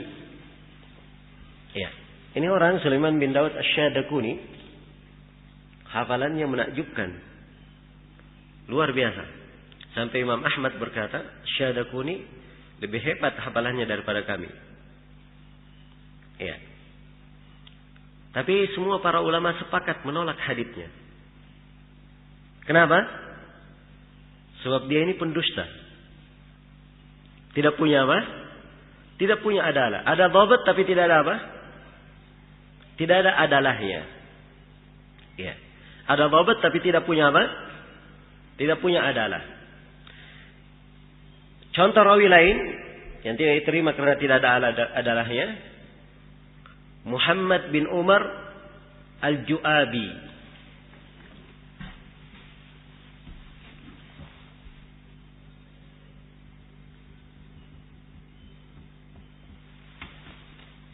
Ya, Muhammad bin Umar siapa? Al-Ju'abi. Ya, ini seorang ahli hafalan kelas tinggi. Ya. Punya kisah yang masyhur. Dia mengadu hafalan dengan siapa? Imam At-Tabarani. Sulaiman Ibn Ayyub At-Tabarani. Ya. Sulaiman bin Ahmad bin Ayyub At-Tabarani, Abul Qasim. At-Tabarani ini semua orang tahu hafalannya. Ya. Pernah suatu hari Al-Ju'abi bertemu dengan At-Tabarani di depan seorang penguasa. Lalu keduanya pun sama-sama menyampaikan hadis. Al-Ju'abi berkata, saya punya hadis, tidak ada yang meriwayatkannya kecuali saya. Ya. At-Tabarani juga berkata, saya punya hadis, tidak ada yang meriwayatkannya kecuali saya. Terus seperti itu. Saling membawakan hadis. Ya. Sampai akhirnya Al-Ju'abi berkata, saya punya hadis, di dunia hanya saya yang punya hadis ini. Ya. Kata Tabarani, mana haditsnya? Kata Al-Ju'abi, haddatsana fulan, menceritakan kepada saya si fulan. Dia meriwayatkan dari Sulaiman Ibn Ayyub dari si fulan. Kata Tabarani, Sulaiman bin Ayyub itu adalah saya. Riwayatkanlah dari saya supaya lebih tinggi hadits kamu. Ya. Maka Al-Ju'abi pun kalah. Jelas ya? Tapi sisi ininya di sini, Al-Ju'abi ini punya hafalan. Tapi dia ini rawi yang fasik. Ya, saya tidak ingat sekarang dia minum khamar atau dia tidak sholat. Saya lupa ininya. Ada kefasikan yang dia lakukan. Karena itu tidak diterima oleh para ulama haditsnya. Ya, bisa dibaca ya, biografinya ada di Syiar Alamin Nubala. Ya. Baik. Ya, sekali lagi, adalah itu penting. Punya dhabt tapi tidak ada adalah, tidak diterima. Demikian pula dia punya adalah tapi tidak ada dhabtnya, diterima atau tidak? Ya, tidak diterima. Harus ada dhabt. Ya, jangan melihat dari adalahnya saja. Ya, jangan melihat hanya dari apa? Hanya dari adalahnya. Ya, sebab kalau hanya dilihat penampilannya saja, adalahnya saja, wah itu repot nanti. Ya. Akan menjadi apa? Akan menjadi hal yang tidak baik. Ya. Karena itu disebutkan di dalam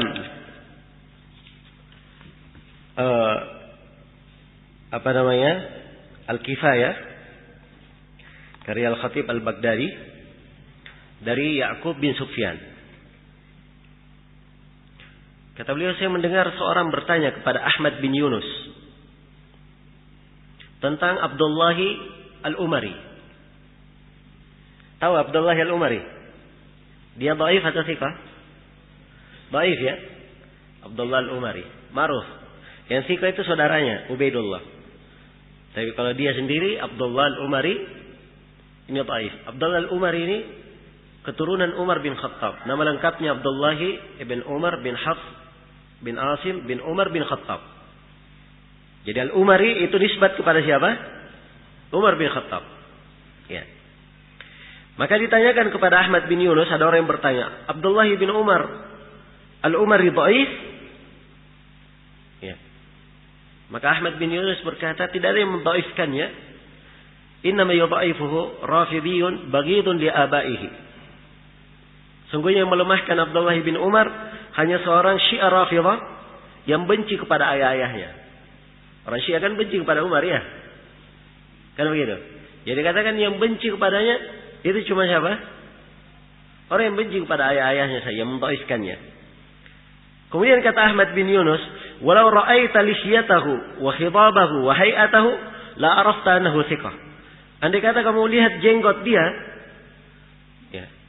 Kemudian kamu lihat bagaimana dia memakai hinna, khidab, ya, memutihkan rambut putihnya di apa namanya, disemir. Dan kamu lihat penampilan dia, kamu akan tahu bahwa dia adalah rawi yang apa? Rawi yang thiqah. Ya. Jadi Ahmad bin Yunus di sini menilai thiqahnya Abdullah bin Umar dari apa? Dari penampilan. Ya, dia pakai jenggot, masya Allah. Ya. Penampilan HA-nya, ya, dari penampilan dinilai. Ini adalah yang dia nilai. Rajin sholat, bagus puasa, ibadah. Hah? Itu yang dinilai. Maka Al-Khatib Al-Baghdadi memberikan ta'liq terhadap kisah ini. Kata beliau, "Fahtajja Ahmad bin Yunus ala anna Abdullah al-Umari thiqah bima laysa hujjah." Ahmad bin Yunus berdalil bahwa Abdullah bin Umar al-Umari itu thiqah, dia berdalil dengan sesuatu yang bukan hujjah. Kenapa? Lianna husnal hay'a mimma yashtariku fihi al-adlu wal majruh. Karena baiknya penampilan ini dari hal yang semua orang bersyirikat di dalamnya. Orang yang adil dan orang yang majruh, orang yang cacat, ya, yang tidak adil juga bisa bagus penampilannya. Jelas ya? Bisa bagus penampilannya. Ya. Jadi, nah selamanya seorang itu ada penampilan bagus, dia dikatakan bagus dalam periwayatan. Ya. Dia adil. Jadi bukan penampilan zahir saja yang dinilai. Ya. Karena itu harus diketahui bahwa al-adalah ini, ya, ini pembahasan, ya, yang dikatakan oleh para ulama tidak sekedar dilihat penampilan zahirnya. Ya, karena itu Ibnul Athir berkata, "Al-adalah la tu'raf illa bi khibratin batinah wa bahthin an sariratil adal wa siratihi." Adalah itu tidak diketahui kecuali dengan mengetahui khibrah, mendalami khibrah batinnya. Iya, diketahui misalnya keyakinannya, diketahui amalannya, dan dibahas tentang rahasia keadilannya dan kisah hidupnya dilihat. Jelas ya? Kisah hidupnya. Maka inilah rawi yang disebut sebagai rawi yang apa? Rawi yang adil. Sisa di sini muncul pertanyaan. Bagaimana kita tahu bahwa rawi ini adil? Hah? Cara mengetahuinya dengan banyak hal. Ya. Tapi yang paling pokoknya, yang pertama dengan kemasyhuran, istifadhah. Sudah terkenal rawi ini adalah rawi yang apa? Adil, dia orang yang menjaga di atas ketakwaan dan mur'ahnya baik. Istifadhah. Kira-kira ada yang bertanya, Imam Syafi'i itu adil atau tidak? Ada yang bertanya begitu? Tidak, semua orang paham. Ada yang bertanya, Imam Malik itu adil atau tidak? Hah? Ya, tidak ada yang bertanya lagi. Sebab sudah istifadhah, itu masyhur sudah. Mereka berdua imam kaum muslimin. Jelas ya? Jadi cara yang pertama dia istifadhah. Yang kedua, cara yang kedua mengetahui dia adil dengan tansis, dengan nas dari seorang imam. Ada imam yang berkata dia thiqah, dia adil, kalimat itu. Karena kata thiqah itu mengumpulkan adalah dan dhabat sekaligus. Jelas ya? Iya. Baik, itu dua hal. Dan sebenarnya ada hal yang lain, tapi ini ringkasan. Kita tidak ingin terlalu banyak meluas. Saya pindah ke pembahasan syarat yang kedua. Tentang Dr. Ruah. Dhabat para rawi. Iya. Disyaratkan oleh Ibnu Hajar tamiyat dhabati, sempurna dhabatnya. Ini kalimat Ibnu Hajar menjelaskan atau menekankan penjelasan. Karena dhabat dua macam. Ada dhabat yang sempurna, ada dhabat yang apa? Kurang. Kalau dhabatnya sempurna atau dhabatnya penuh, ya ini rawi apa? Rawi thiqah. Kalau dhabatnya kurang, itu rawi hadits apa? Hadits hasan. Iya. Tapi Ibnu Hajar membahasakannya dengan kalimat tamid dhabt. Yang kebanyakan ulama lain dia bahasakan dengan kata ad-dhabit. Kata dhabit saja. Sebab ketika diitlakkan si fulan dhabit, itu artinya sempurna dhabitnya. Itu mutlak penggunaan kata. Tapi Ibnu Hajar di sini ingin menekankan. Karena itu beliau bahasakan dengan bahasa terperincinya tamud dhabt, sempurna dhabitnya. Padahal kata tamud dhabt itu sama saja dengan kata ad-dhabit. Kalau asal penggunaannya dhabit, dia bermakna sempurna dhabitnya. Kecuali kalau ada indikasi menunjukkan bahwa dhabitnya agak lemah. Jelas ya? Baik. Dhabt itu apa? Ya. Dhabt ini bisa diketahui ya dengan kita melihat pembagian dhabt itu. Nah, ya, dan ini pembahasan yang kelima saya sebutkan di sini ya, definisi dan pembagian dhabt. Ya, sebab Ibnu Hajar menyinggung kalimat tamud dhabt. Karena itu saya definisikan dan saya bagi khusus. Ya, pembagian dhabt terbagi dua. Ada dhabtu sadrin dan ada dhabtu apa? Dhabtu kitab. Ya. Dhabt terbagi dua. Ada dhabt sadr, dhabt hafalan. Di dalam dada dia hafal. Dan ada dhabt kitab. Ada yang dia hafal, dia jaga riwayatnya di dalam apa? Di dalam bukunya, di dalam kitabnya. Iya. Jadi dua jenis dhabt. Dan ini keadaan para rawi. Di antara para rawi ada yang dia menghafal saja. Menghafal, tidak pernah menulis. Jelas ya? Seperti Asy-Sya'bi. Iya, dia menghafal. Sampai beliau berkata, "Ma katabtu sauda ala bayda." Saya tidak pernah menulis hitam di atas apa? Putih. Iya. Seperti Az-Zuhri. Ya. Dia punya kaidah tidak mau mendengar hadits dua kali. Ya. Duduk di depan guru satu kali hadits saja dengar. Jelas ya? Beliau katakan mengulangi hadits itu lebih berat bagi saya daripada memindah lembah. Ya. Jadi memindah lembah lebih ringan daripada mengulangi hadits. Ini Az-Zuhri ya. Ya dia maunya sekali duduk langsung hafal. Berbeda dengan kita. Ya. Kita guru santai-santai dulu lah. Ya.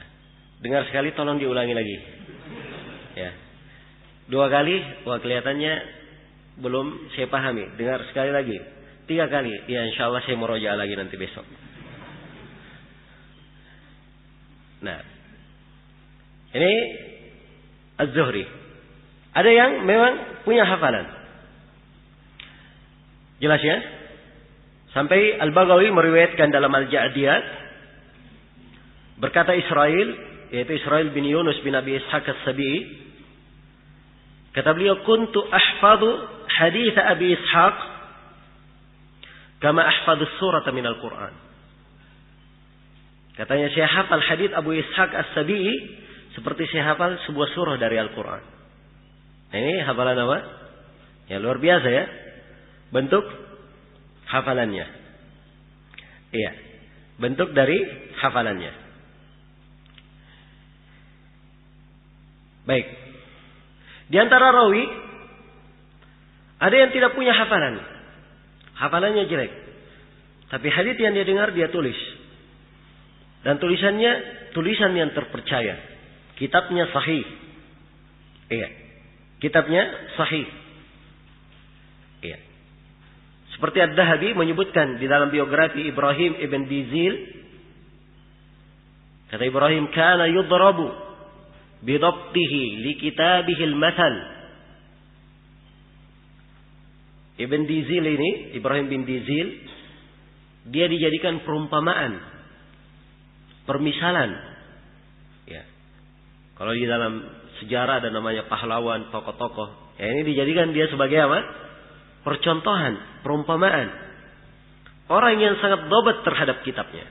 Ibrahim bin Dizil. Iya. Demikian pula Abdul Samad bin Abdul Warith. Iya. Ia berkata,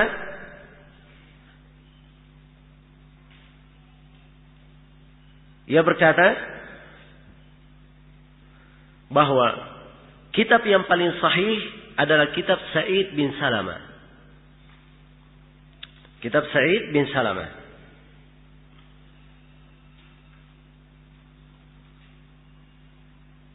Nah, dalam biografi Hammam bin Yahya Al-Udi, Hammam bin siapa? Yahya Al-Udi, pakai dal. Ya, dikatakan oleh Ibnu Zurai dan Ibnu Mahdi, kitabuhu sahih wa hifdhuhu la syai'. Kitabnya sahih, tapi hafalannya tidak dihitung. Ya, hafalan dhaif, tapi kalau kitab apa? Sahih. Ya. Jelas ya? Jadi ada sebagian rawi seperti itu. Dia hanya punya kitab saya. Ya. Dan sebagian rawi yang lain dia gabungkan dua dhabat sekaligus. Dia dhabat hafalannya, dhabat juga apa? Kitabnya. Dan ini tariqah yang dipegang oleh kebanyakan imam yang masyhur. Seperti Al-Bukhari, Muslim, Imam Ahmad, ya, An-Nasai, Abu Daud. Ini mereka orang-orang yang menghafal dan sekaligus apa? Menulis juga. Ya. Dia hafal dan dia tulis. Sebab namanya hafalan, mungkin dia apa? Mungkin dia keliru. Ya. Karena itu, kalau ada yang meriwayatkan dari buku dan ada yang meriwayatkan dari hafalan, bertentangan antara dua hadits ini, didahulukan riwayat dari mana? Yang meriwayatkan dari buku. Ya. Karena sebagian para ulama bahasa yang masyhur, al-hifdhu khawan. Hafalan itu pengkhianat. Ya. Ya, dia sudah hafal, tapi pas mau dibutuhkan, Masya Allah, hilang hafalannya. Kalau tidak hadir. Ya. Begitu keluar, sudah tidak diperlukan, baru dia ingat. Ya. Baru dia ingat. Nah, inilah hafalan. Al-hifdhu apa? Khawan. Karena itu ada yang menggabungkan antara dua hal ini. Baik. Kemudian dhabat ini, ya, dhabatnya seorang rawi itu jangan dianggap dia dhabat terus menerus. Belum tentu.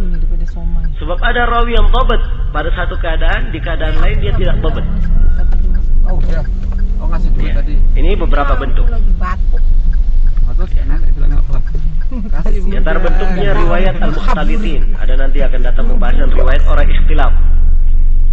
Hafalannya bagus awal-awal ini. Tapi begitu umurnya sudah tua, berubah Pak hafalannya. Jadi dia dhabat di awal, tidak dhabat di mana? Di akhir. Iya.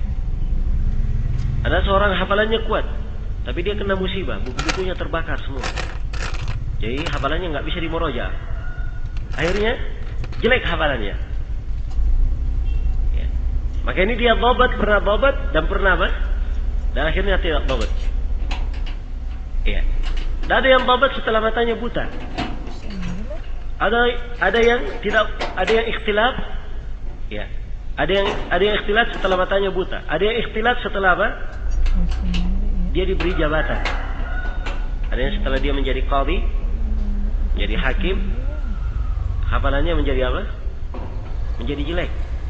Ya. Karena dia tidak punya banyak waktu untuk merojah hafalan. Ada kesibukan yang apa? Dia kerja. Ya. Jadi ada dhabat pada arah tertentu.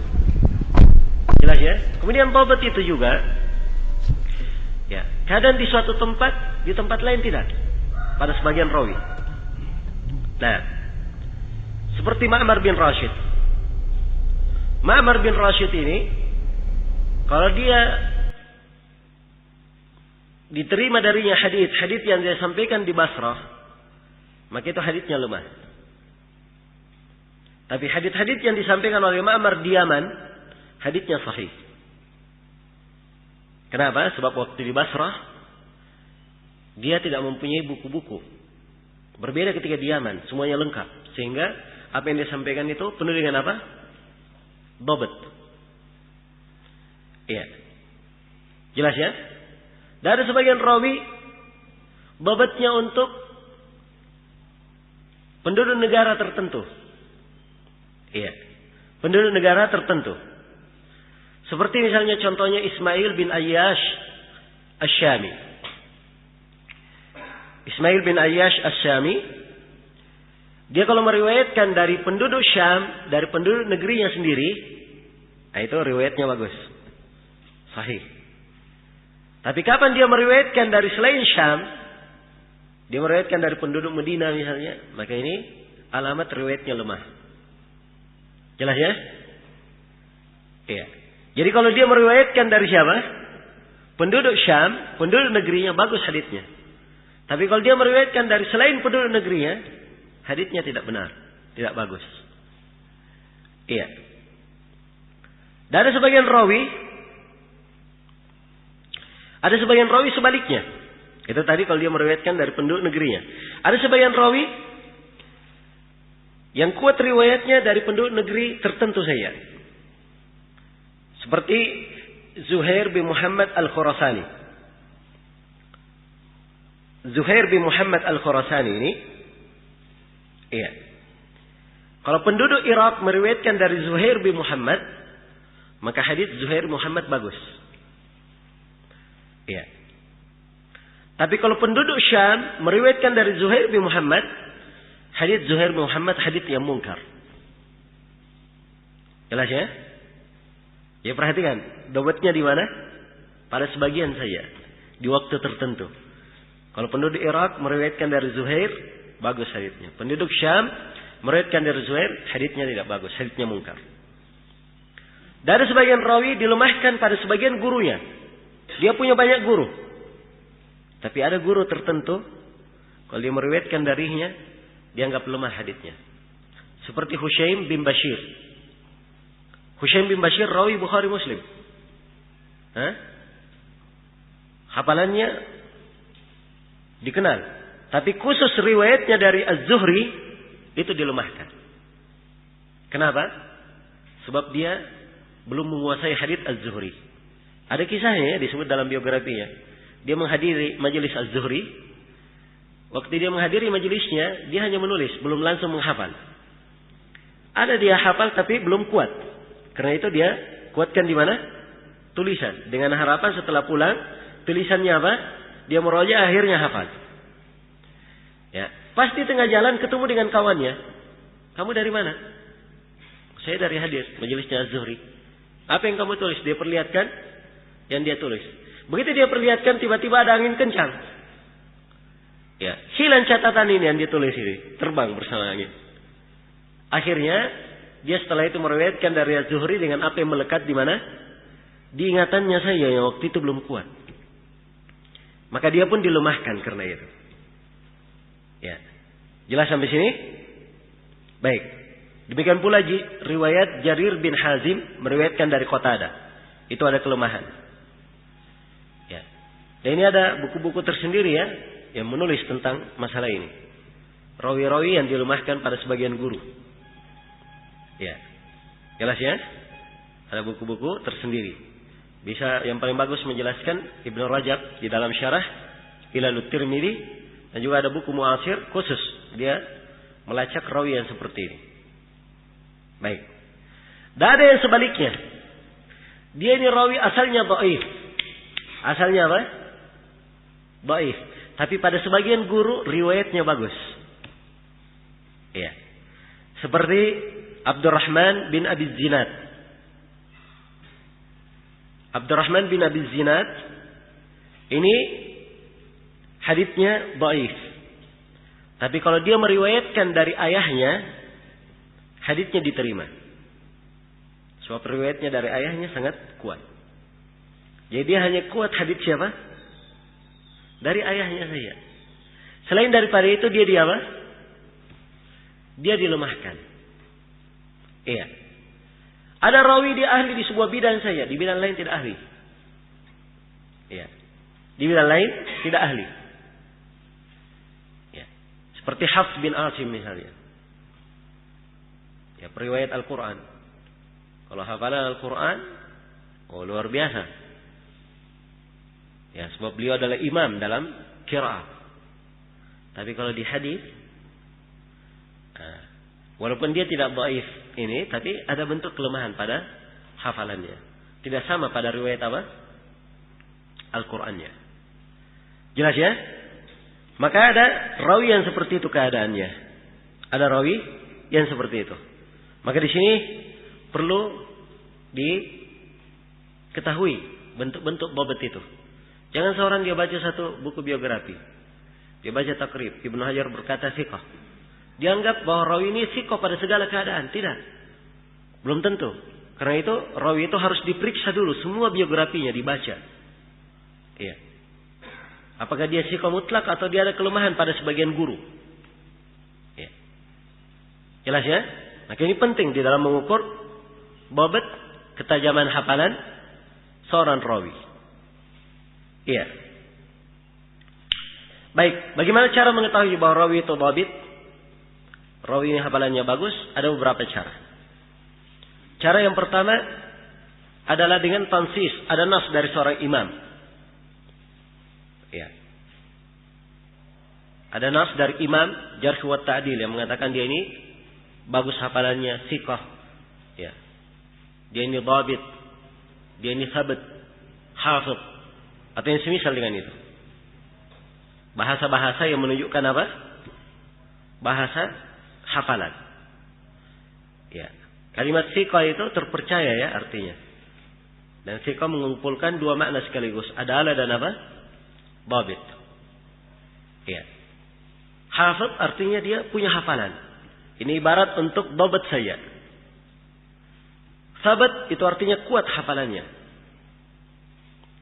Ya, thabat. Kadang sebagian imam ada yang mengatakan si fulan dhabt. Ya, dia sebut langsung dengan kata apa? Kata dhabt. Ada yang ditanya, bagaimana kedudukan riwayat si fulan? Oh, si fulan itu kajabalin rasikh, seperti gunung yang kokoh. Nah, ini bahasa untuk apa? Hafalannya sangat hebat. Iya. Jelas ya? Kadang ada yang membahasakan bagaimana hafalan si fulan. Oh, si fulan itu syaitan. Ya. Apa artinya syaitan? Nah, ini kalimat memang zahirnya tidak bagus, tapi kadang dia bermakna ta'dil. Ini diucapkan ya oleh sebagian a'immah ya terhadap Yahya bin Sa'id Al-Qattan. Pernah Abdurrahman bin Mahdi katanya berkata kepada muridnya, datangkan saya seseorang bisa saya ajak untuk mudakar hadits. Ya. Maka didatangkanlah Yahya bin Sa'id Al-Qattan. Ya. Dan luar biasa, Yahya bin Sa'id melayaninya pada segala hal. Ya. Maka kata Ibnu Mahdi, kamu tidak mendatangkan kepada saya manusia. Saya bilang datangkan seorang. Kalian datangkan syaitan kepadaku. Ya, ini bukan apa? Ini bukan jarah, tapi ini pujian. Masa setiap hadits yang dia sampaikan dia tahu dari mana? Ya. Jelas ya? Jadi ini bentuk pujian. Ya. Ini ada pembahasannya di ilmu jarh wa ta'dil. Ada kalimat-kalimat ya. Zahirnya miring, tetapi hakikatnya apa? Ya, hakikatnya menunjukkan makna ta'dil. Ya, ada kalimat-kalimat seperti itu. Baik.